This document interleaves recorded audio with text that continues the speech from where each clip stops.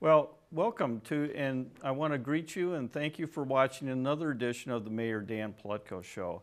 I have such a great guest today. I'm very honored to have our sister city mayor, Mayor O'Reilly. Thank you so much for being a guest.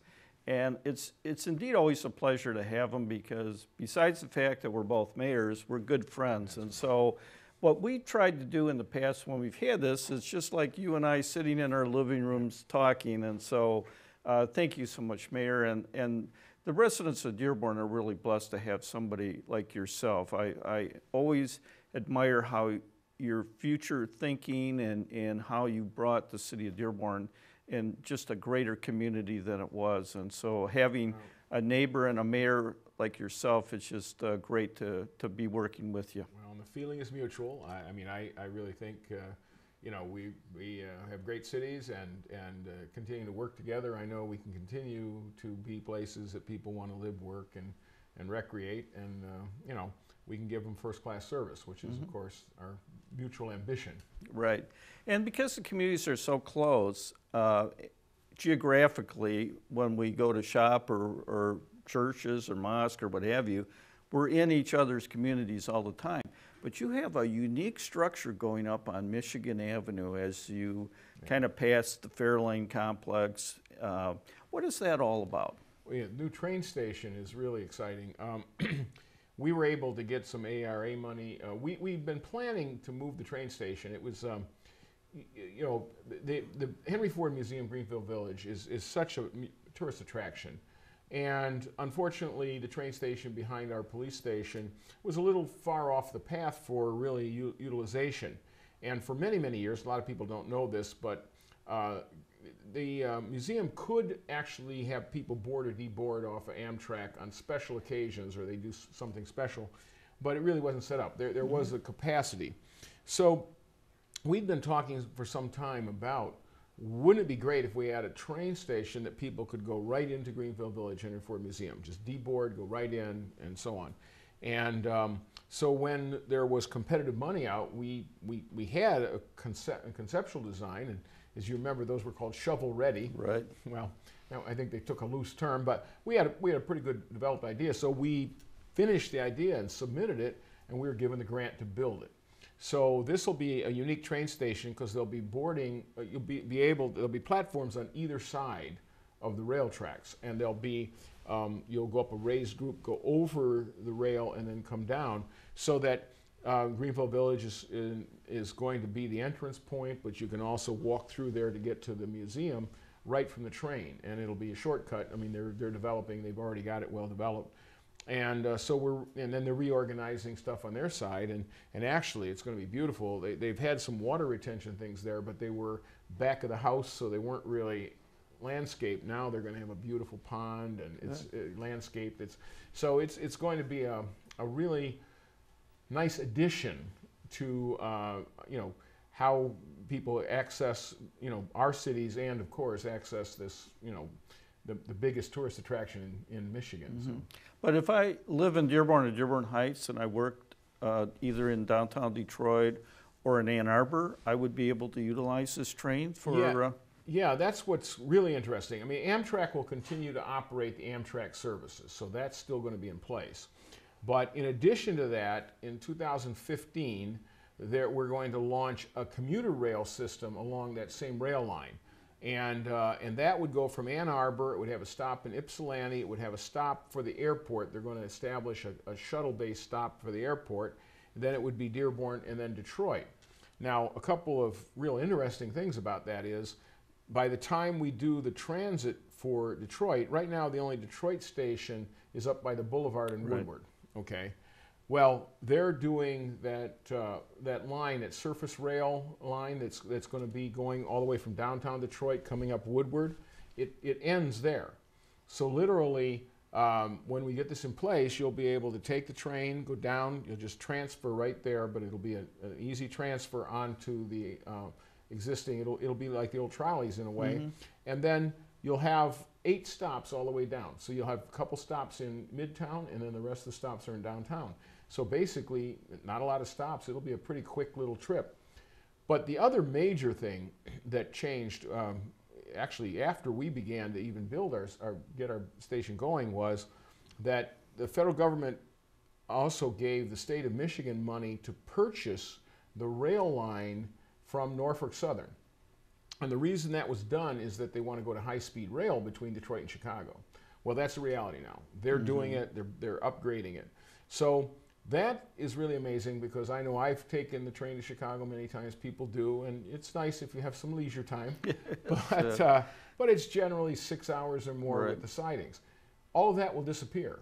What's happening is the rail will be upgraded to 110 miles an hour, but more importantly, it's going to be separated from the freight, so that as you go through Indiana and you go into Chicago, there were two real bottlenecks that were causing trains to be held. Those are being changed. They have separate grades now, and when you come into Chicago, they've layered it so that one train goes over the other, so that actually we're talking about from Dearborn to Chicago about a 4-hour trip. And that's downtown, so it's point to point. And we, in 2015, are already planning to start marketing getaway trips to Dearborn. Hotels, restaurants, the Henry Ford Greenfield Village, all that kind of thing.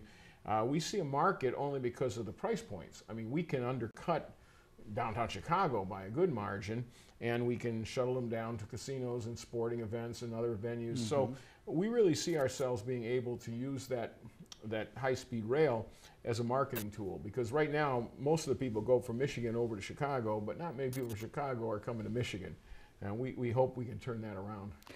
And your foresight, but it's extremely important for the region, because this rail can generate more, as you indicated, traffic, which is going to generate more jobs. Right. And also because for a long time this area was able to generate a lot of traffic, mini conventions and stuff, and we need to go back and get that traffic, because it really has a big impact on the Dearborn Heights area. So what your foresight in having this come, it's really an exciting thing that I'm glad we're able to talk about it today, because I think the residents of Dearborn Heights are going to be benefit greatly from this one example here. Oh yeah, there's no question, because there's also transit-oriented development.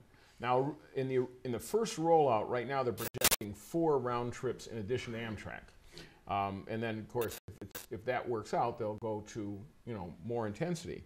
But it's just what you said. When that starts to happen, then other investments come up around it. Transit-oriented development is the formal term for it, but it's the concept that now I want to live close to that, because now I don't have to have a car. I'll get on the train. If I work downtown, I mean, this is literally going to be reality.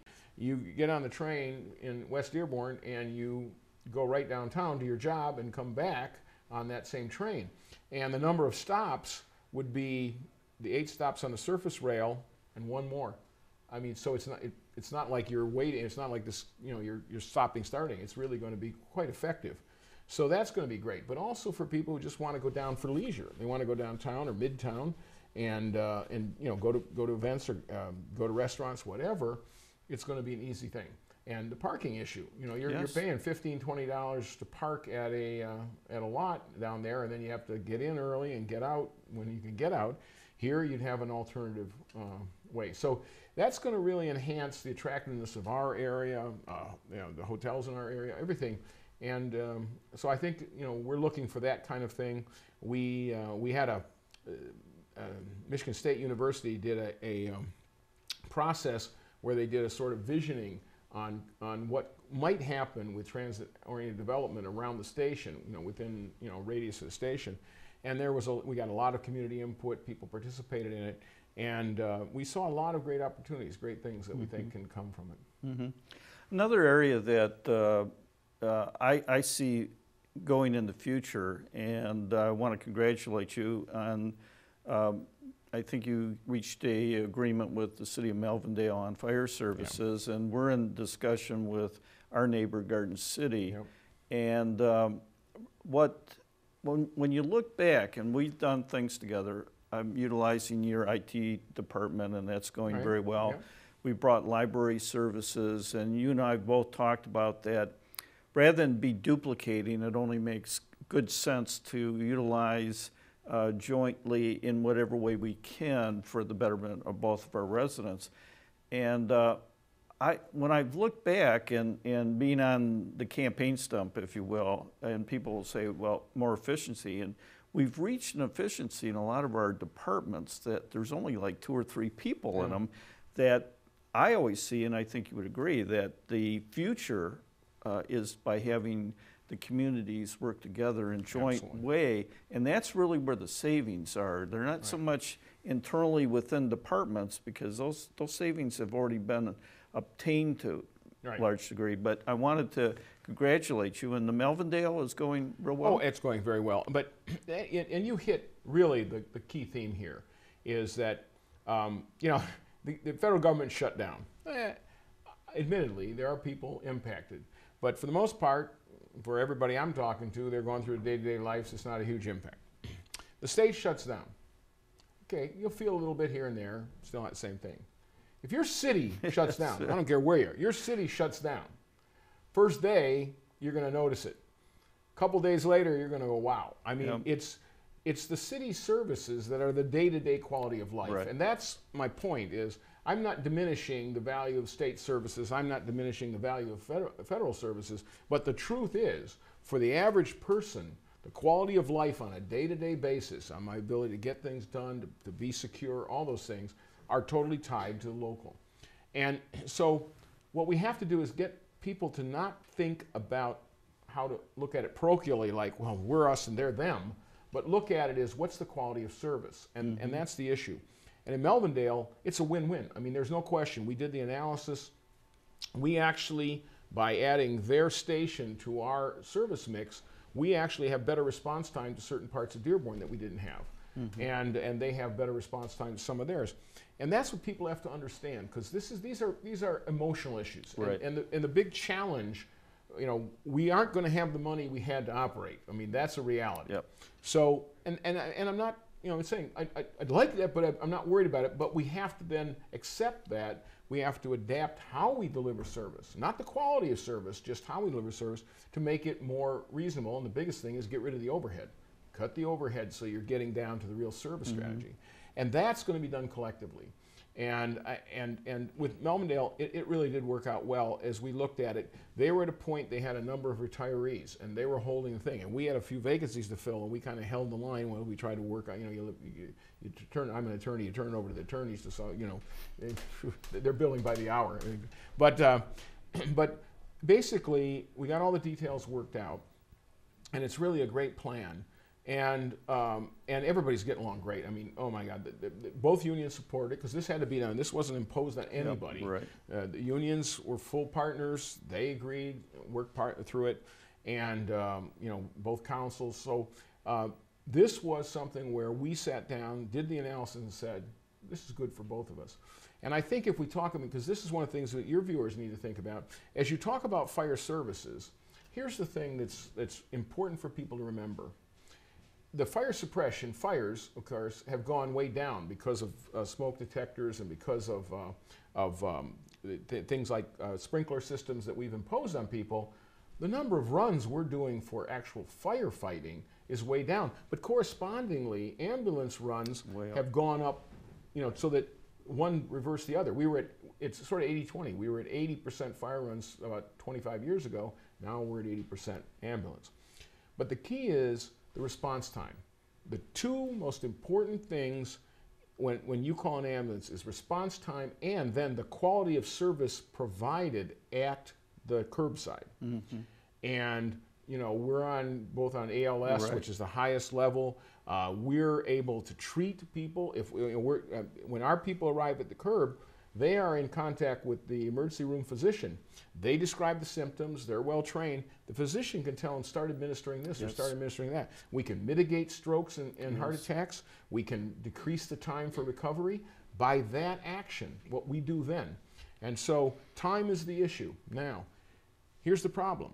It isn't distributed. We can have all the fire stations you want, but at the end of the day, you could have 3 calls within 4 blocks of each other, and you know, there's nothing you can do. I mean, you've got to have that coverage. And so the more participating fire stations, fully staffed and so on, fire stations that are part of a region that more likely you can really be responsive because you can't control where things are going to happen. Right. What part of this city is going to have the calls? Where are the calls going to come from this day, and then next day they'll come from the other side or whatever.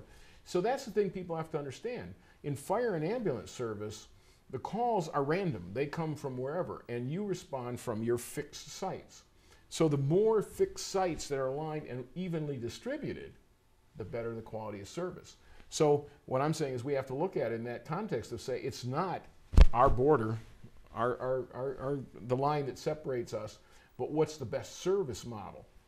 And that's what you're talking about. That's what we're talking about. We know our friends, you know, in a little further west of us, you know, Wayne and you know, In Westland, yeah, the West. They're all looking at the same thing, and it's the right thing to do. And I know a lot of people get nervous because they think, well, but it's not the way we did it. But we already know the data. We've seen it. We've looked at others. This is the way to go because you're cutting your overhead, and therefore you're not cutting service. Which is, I mean, you have. For our people out there, you and I both understand it, if we can keep the service and cut the overhead, that's the best thing. And the other thing, like you indicated, because we've had both, excuse me, the Garden City and the Dearborn Heights Firefighter Union participating, and we've gone through. And the other thing that your community, and we've done in Dearborn Heights, is this proactive, where we've had the firemen, the marshals go out, work with the business community. So when there is a suppression fire, it's going to give us more resources, but like as you've indicated, they've really gone down because of the proactive. And now when you spread the, instead of servicing, in my case, 23,000 homes and 1,500 businesses, I now can distribute that resource to another 10,000 residency and 2,000. I can handle that. The cost per resident is lower. You're getting it ensures this continued great service. And then when you do need more units, they're at the disposal. So everybody, it's going to cost less. We're keeping the fine standard that both communities have had traditionally. And there's more people to help us when we need it. Then that's the idea. And you're using your equipment cost effectively. You know, equipment that sits all day in the station is on the ready, but it's not producing value. Right. And so the more that equipment goes out and is producing value, the better. And so that's why you want to have that, you really want to have that balance. And that, as you described, that's why you save money, because now that equipment is being used. You're paying for it whether it's sit in or not. I mean, and you're paying the staffing, whether it's in the station or it's out in the field doing work. So the whole key is to use that well so that you have the coverage to meet every emergency and have short times, and we both do well on response times, but you're also not having a lot of wasted assets or assets that are costs that are not producing value on a larger basis. And there's things that we've started talking about in other ways. I mean, for example, here's a good example. I don't want to throw you off and have you get in trouble. It's an election year. They're going, oh, this is the first time we're talking about this. But if you look at Dearborn Heights, okay? I mean, we overlap in ways where you have, you know, a small band that connects the north and the south, and we have kind of the broader. We go south this way, and then we come around this way, and so one of the questions becomes on things like plowing streets and so on. You know, I mean, I could see a way where we could coordinate where our truck stops, you know, Dartmouth, whatever, and then turns around and going, but it's easier to keep going straight and come down. Exactly. I mean, and so those are the kind of conversations, and I hope that people are listening going, well, that's not what we're going to do. It's the kind of conversation we have to have. Yes. Because it would make more sense. If we're getting more roads plowed in the same time frame, we're getting greater productivity, and it isn't increasing our cost. So what difference does it make if the truck has one name on it or the other, if the service is getting provided and everybody's just paying their fair share, you know, but it's getting it done. And it's just an illustration of the way we have to think. We can't go back to the way things were because the revenue stream is proved not dependable for that. And the state and federal government aren't in any position to help. I mean, my expectation, I really believe, we have to realistically, it's not just what's going on now, but just because we can't keep rolling up the debt, the federal government is going to have to start cutting back on a lot of the money they invest. I was surprised that I didn't realize that 40% of the state budget came directly from the federal government. I knew it was large, but that seemed really substantial to me. So I think we look at government service, and I had this conversation even with the current lieutenant governor. I think we really need to start talking about who does what, what's the best scale, and not worry about lines, but say what roles are best suited to the state and what do they fulfill, what are perhaps county roles, and then what are the local government roles, and then once we've decided where everything is best delivered for the most cost efficiency, and then talk about, well, then what are the models that will best fund that? Because that's really what we need to be, not trying to make the things of the past work in the future, but trying to create a new model for the future that's going to be effective and let us be sustainable, 25, 30 years going forward. We can see the path we're on, and we know that we're going to be secure because we've come up with a good way to address the combination of services versus cost. And kind of following up on that, and I'll use an example, some geographical distance away from us, so we're not using communities right connected to us. Good idea. But you look at a community like Ecorse, which I don't think either one of us touch, but maybe I'm mistaken. No. But you had steel industry who supported, so you had a Trenton and Ecorse. I'm convinced that you need a certain degree of geographical area and a certain population, and you can remain viable. I don't think a community, let's say with 5,000 or 7,000 people in this urban area, I can't see how you can become and maintain a viable city, offer a fire department, a police department, DPW, and all the services that garbage pickup and everything people expect. So I agree with you. I think we need to look at some of those geographical boundaries and say, in the same way that in this particular city, I've had to deal with 7 different school districts. And it's like a person calls and they go, what school district am I in? And in some cases, I have to ask them if they're on the north or south side of the streets or east and west, because that's where the boundary is. And there's so much redundancy and the resistance.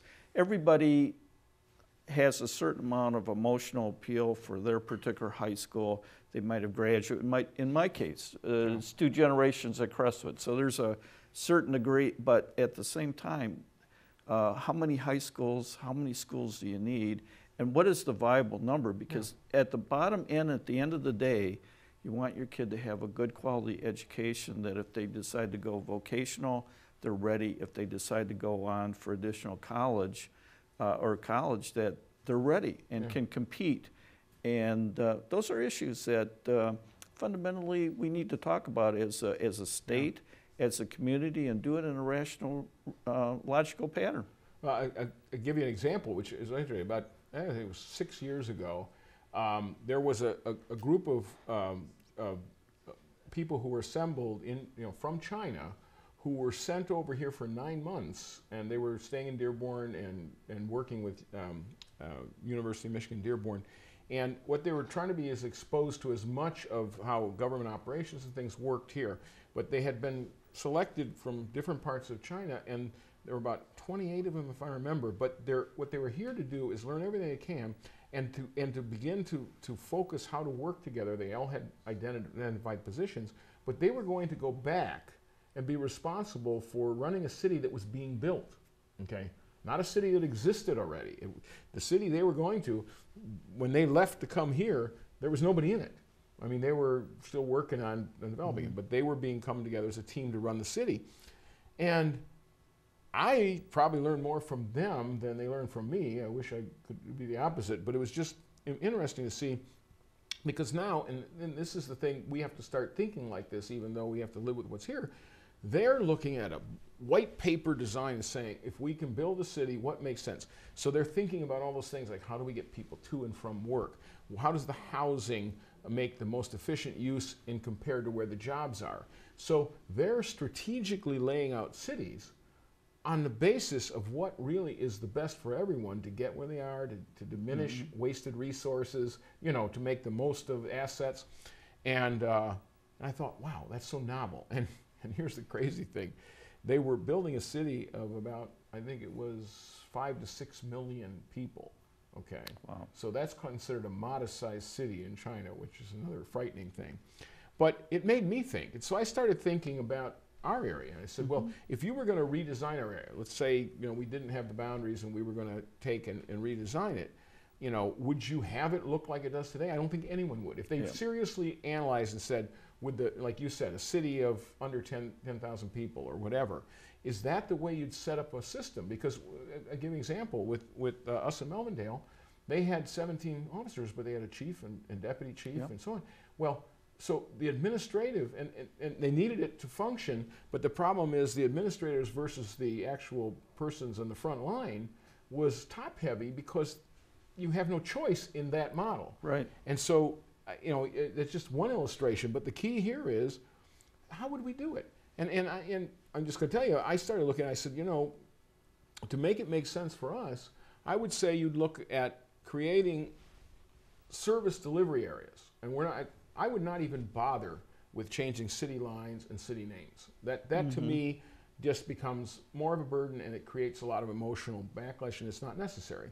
What you do is create delivery areas of 250 to 300,000 people, because that's small enough to still have good accountability, but it's large enough to get the cost down, get the economies of scale, right? So you start assembling those, and those become authorities or whatever, and then it can work. And you know, I mean, you could go with a larger platform, but we've seen with some of the, you know, large counties and stuff, if they were managing all the local services, it wouldn't be as effective. You gotta figure out where that right point is. And this is just off my analysis. I agree. I felt for a long time that one of the biggest difficulties the city of Detroit had, it's almost too big. It's mass. And you have, how many times, even family members who grew up on the east side, and they said, well, we don't go on the other side of Woodward. And it was like, it's almost like the city of Detroit there's an east side and a west side, and except for funerals and weddings, the two sides don't meet. But I always thought that was so interesting. We all go to Tiger games and Red Wing games and things of that sort, but they stayed on the east side and we stayed on the west side. Yeah, actually, and more characteristically, which is really true, the migration out of the city followed those patterns. Yes. People went west and north, or they went east and north. Yes. And so not only was that separation of the city of Detroit, it turned into the separation from, you know, Macomb County to Oakland County to Wayne County. I mean, because people followed what they knew. They stayed with the familiar. And so that's part of that concept. And then why don't we start talking about how to create service delivery models? And it wouldn't be necessarily the same for every service, but that are going to be cost effective. Because at the end of the day, let's be honest, we've got to have adequate police and fire. Absolutely. That's an essential, that's our basic, that's what we have to provide, and you have to have the roads to go on. And then you start looking at all the other amenities, and you say, okay, let's do that. But if we can get that cost down, maybe each community continues to have their local amenities, but you deal with that cost structure.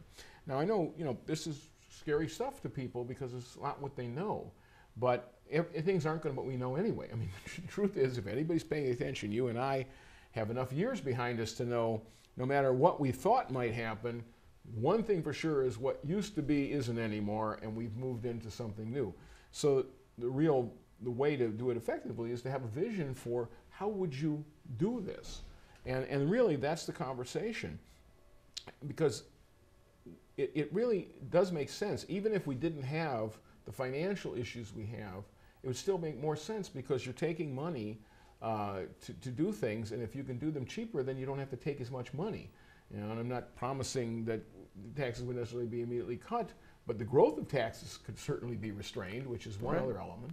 And the other thing is as one of these service delivery centers gets an expertise, that can then be duplicated, and that expertise, maybe you become the expertise in DPW, and I'm the expertise in another area, and then we draw on each other. Mayor, we could talk on and on, but the key, I think, for the viewers out there is we really are always trying to think of the future and where we're headed. And we realize that the model that was used even 5 years ago could not be used successfully now. And so we're constantly having to update. But we are very, as I said in the opening of the show, we're very blessed to have you as our neighbor and a mayor that's so visionary.